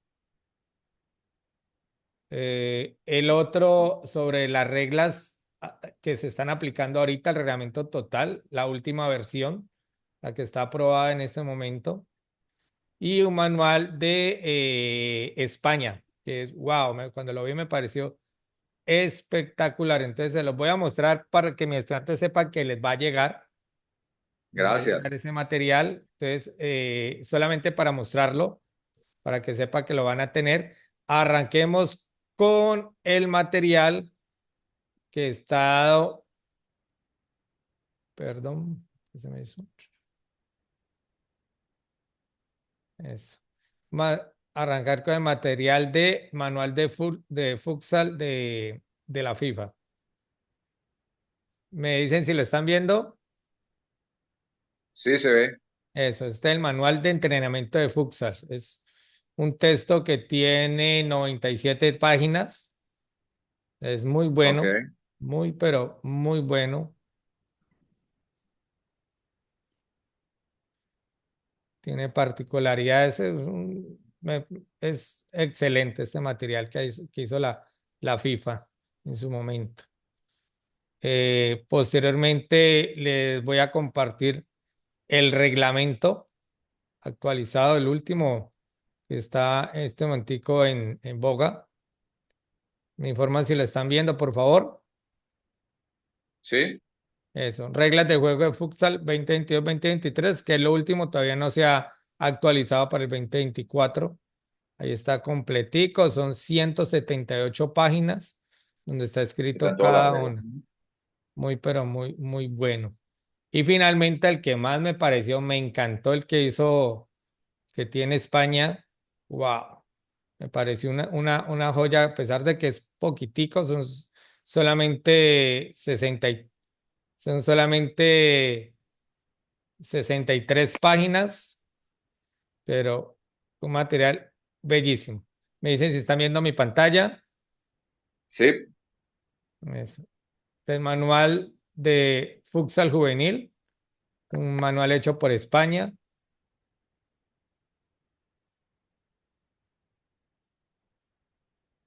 Habla Bueno, sobre lógica gracias interna. por ese gran aporte.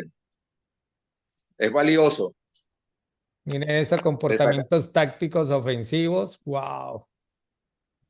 Le sacaremos provecho. Comportamientos tácticos defensivos. Niveles de juego de futsal. Niveles de faltas por edades. En las prácticas, ejemplos de actividades para los diferentes niveles de juego. Táctica colectiva. Conceptos tácticos de la ofensiva. Profe. Todo esto se les va a entregar a mis queridos y amados estudiantes. ¿Quién me saludó? Sí, profe Gilbert. Agustín. Profe Agustín, cuéntame. No, es que quería hacer un comentario teniendo en cuenta lo que se está hablando y es que, por ejemplo, aquí en Colombia usted sabe que en los juegos intercolegiados tenemos el fútbol sala simplemente para la categoría infantil, prejuvenil, perdón. O sea, y que se juega en la B, en la juvenil se juega de salón. Pues ahora para que tuviéramos en cuenta eso, pues de acuerdo a todo lo que se ha venido hablando, de las diferentes categorías que habló el profe, pero que aquí en Colombia estamos en juegos intercolegiados jugando es fútbol sala en la prejuvenil y salón en la juvenil. Sí, pero eso ya son Gracias. por cuestiones políticas, maestro, políticas. Y en eso No, no tenemos injerencia nosotros. Lamentablemente, las políticas en Colombia, igual que en todos los países, se mueven de acuerdo al político que esté de turno y él el que dice que se juegue y que no se juega y en qué edad se tiene que jugar. Y no se tiene en cuenta las proyecciones realmente de un país a dónde puede llegar. Y esos son problemas que se vive en todas partes, mi maestro Agustín, lamentablemente. En eso no tenemos nosotros injerencia. La idea que hablamos ayer de que hay que ser un poco utópicos, de poder pensar de que podamos llegar algún día a tener un país donde se pueda competir en todas las edades desde las categorías que el profesor mostró. Lamentablemente, si te contara, pues, por ejemplo, cómo fue toda la historia de Liga Argos, y que después pasó a otra cosa, después pasó a otra cosa para el fútbol sala profesional en Colombia. Aquí nos quedamos hasta diciembre hablando. Pero bueno, démosle un fuerte aplauso, por favor, a nuestro queridísimo profe Gaudí Sánchez. Muchísimas gracias. Vamos a hacer la entrega de un obsequio, mi querido maestro. Gracias. Envío, por favor, me informan si están viendo mi pantalla ampliada. Positivo. Muy bien. Gracias República por el de detalle. Colombia y en su nombre, Politécnico Nacional de Artes y Oficios PONAO, certifica que Gaudí Miguel Sánchez Torres participó en un programa técnico laboral por competencias en recreación y deportes como apoyo educativo, siendo ponente virtual del tema Hablemos de Fútbol Sala FIFA, con una intensidad de 2 horas, dado en la ciudad de Santiago de Cali, Valle del Cauca, Colombia, a los 20 días del mes de octubre del 2024, firman Eibar Bravo Hurtado, director y coordinador académico del programa. Démosle fuerte aplauso, mi querido maestro Gaudí. Antes de terminar, hágame un grande favor, regáleme ese mensaje final para mis queridos y amados estudiantes. Profe Gaudí. Ok, gracias por haber participado en este conversatorio y los invito a que sigan el proceso de actualización, formación y desarrollo profesional en sus ámbitos laborales. Es muy importante que nos mantengamos actualizados. Los pensamientos no pesan, no temamos poseerlos. Si tenemos mayores competencias, tenemos mayores opciones laborales y nos desarrollamos como seres humanos completos. Mil bendiciones para todos. Nuevamente gracias al magíster Hilder Molina por haberme tomado en cuenta para poder apoyar en este conversatorio y sigo atento para cumplir con esta función con todo placer y honor. Bueno, un Solo aplauso podrá, muy, solo, pero solo, muy fuerte, profe Gaudí. Muchísimas gracias, maestro. Y bueno, no, no espero sé. que lo voy a seguir teniendo por aquí. Claro, claro. Voy a organizar a ver cómo hacemos, porque a mí me parece importante que nos quedó faltando el reglamento. Y Sí, es sí, no fundamental hay esa novedad. parte, pero vamos a cuadrar. Un abrazo y les diga, maestro. Ok, amén. Igualmente por ustedes. Gracias por la oportunidad. Bendiciones. Amén, maestra, amén.